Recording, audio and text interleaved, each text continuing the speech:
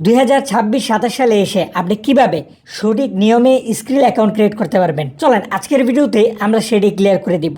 আপনি যদি আমাদের চ্যানেলে নতুন হয়ে থাকেন তাহলে অবশ্যই সাবস্ক্রাইব করে দিবেন এবং আপনি যদি আমাদের ফেসবুক পেজে নতুন হয়ে থাকেন তাহলে আমাদের পেজটাকে ফলো করে দিবেন। যেহেতু স্কিল অ্যাকাউন্টের ক্ষেত্রে স্ক্রিন রেকর্ড করে ভিডিও করা যায় না, এই কারণে আমরা আপনাদেরকে এইভাবে দেখাই দিতেছি। প্রথমে আমরা প্লে স্টোরে চলে আসলাম, এখান থেকে আমরা সার্চ করে স্কিল অ্যাপটাকে বের করে নেব। এই যে দেখেন অ্যাপের ইন্টারফেসটা হচ্ছে এমন, আমরা সিম্পল এখান থেকে অ্যাপটাকে ইনস্টল করে নেব। অ্যাপটা বেশি একটা বড় না, 37 MB। যাই হোক, এই যে দেখেন আমাদের অ্যাপটা কিন্তু ইনস্টল করা হয়ে গেল। এবার সিম্পল আমরা এখান থেকে ওপেনে ক্লিক করব। তাহলে আমাদের সামনে এমন একটা ইন্টারফেস চলে আসছে। এবার আমরা এখান থেকে টার্ন অন নোটিফিকেশন এটার উপরে ক্লিক করব, তারপরে অ্যালাউ দিয়ে দিব। এবার যেহেতু প্রথমে আমাদেরকে অ্যাকাউন্ট রেজিস্ট্রেশন করতে হবে, এই কারণে আমরা এখান থেকে রেজিস্টারে ক্লিক করব। তারপরে আবার আমরা এখান থেকে অ্যাকসেপ্ট অলে ক্লিক করব। এবার আমাদেরকে এখানে কয়েকটা ধাপ ফিল আপ করা লাগবে। প্রথমে এখানে বাংলাদেশ সিলেক্ট করা আছে, এটি থাকবে।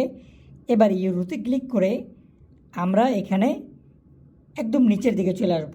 এখানে আমরা US ডলারটাকে সিলেক্ট করে দিব। তাহলে আমাদের স্কিল অ্যাকাউন্টে US ডলার দেখাবে। তারপরে যদি ইনভাইটেশন কোড থাকে তাহলে দিবেন, অন্যথায় বাদ দিবেন, প্রয়োজন নাই। এবার আমরা এখান থেকে নেক্সটে ক্লিক করব। নেক্সটে ক্লিক করার পরে আমাদের ইমেল দেওয়ার একটা অপশন চলে আসছে। আমাদের ইমেলগুলো আমাদের সামনে চলে আসছে। আমরা একটা ইমেল এখানে সিলেক্ট করে দেব। ইমেলটা সিলেক্ট করার পরে আমাদেরকে আবার পাসওয়ার্ডও দিতে হবে।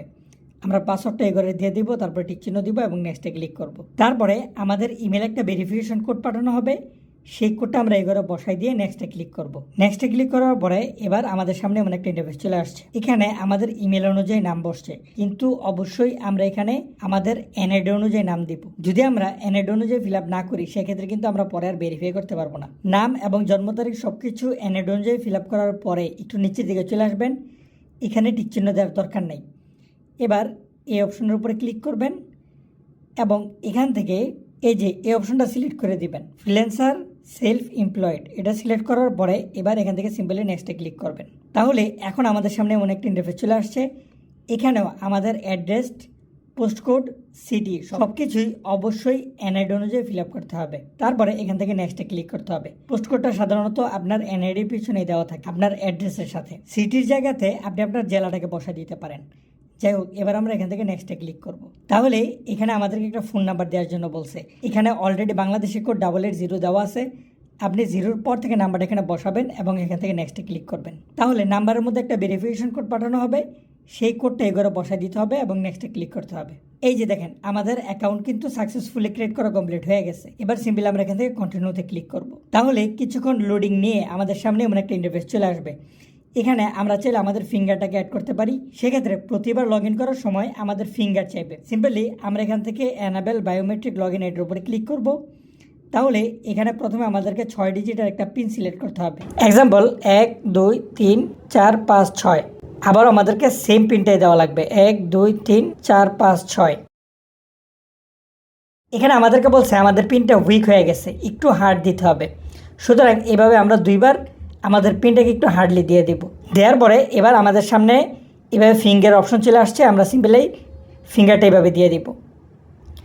এই যে দেখেন আমাদের ফিঙ্গারটাও কিন্তু এখানে সেট হয়ে গেল। এবার এখানে আমাদেরকে বলছে আমাদের আইডি আপলোড করার জন্য এবং আমাদের একটা সেলফি ফটো আপলোড করার জন্য, অন্যথায় কিন্তু আমাদের অ্যাকাউন্টটা ভেরিফাই হবে না এবং এতে করে আমাদের অ্যাকাউন্টটা সমস্যা হতে পারে। এবার আপডেট নাওতে যদি আমরা ক্লিক করি তাহলে একটু লোডিংয়ে আমাদের সামনে এমন একটা ইন্টারফেস চলে আসছে।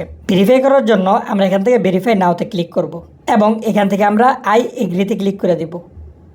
তারপরে আমরা ক্যামেরার অ্যাক্সেসটা দিয়ে দিব। তাহলে আমাদের সামনে এমন একটা ইন্টারফেস চলে আসবে।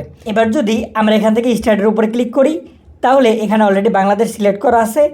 আমরা ভেরিফাই করতে পারবো পাসপোর্টের মাধ্যমে, ড্রাইভিং লাইসেন্সের মাধ্যমে এবং আইডি কার্ডের মাধ্যমে। আমরা যদি আইডি কার্ড সিলেক্ট করে দিই তারপর আমাদের সামনে এমন একটা ইন্টারফেস চলে আসছে।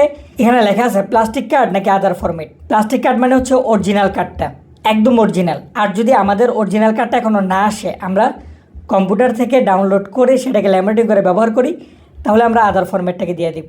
আর যদি আপনার কাছে অরিজিনালটা থাকে তাহলে প্লাস্টিক কার্ডটাকে সিলেক্ট করে দিবেন। তাহলে এইভাবে কিন্তু আপনার সামনে ক্যামেরা ওপেন হবে। অলরেডি কিন্তু ক্যামেরা ওপেন হয়ে গেছে, এই যে দেখেন। সুতরাং যখন আপনি আইডি কার্ডটা এখানে বসাবেন তখন কিন্তু তারা অটোমেটিকলি আপনার আইডি কার্ডটাকে স্ক্যান করে নেবে। প্রথম পৃষ্ঠাটা স্ক্যান করার পরে আপনার আইডি কার্ডের পিছনের পৃষ্ঠাটা স্ক্যান করবেন, তারপরে আপনার ফেস ভেরিফাই করবেন। তাহলেই 5 মিনিটের মধ্যেই তারা আপনার অ্যাকাউন্টটাকে ভেরিফাই করে দেবে। যদিও তারা সর্বোচ্চ 24 ঘন্টা পর্যন্ত সময় নেয়।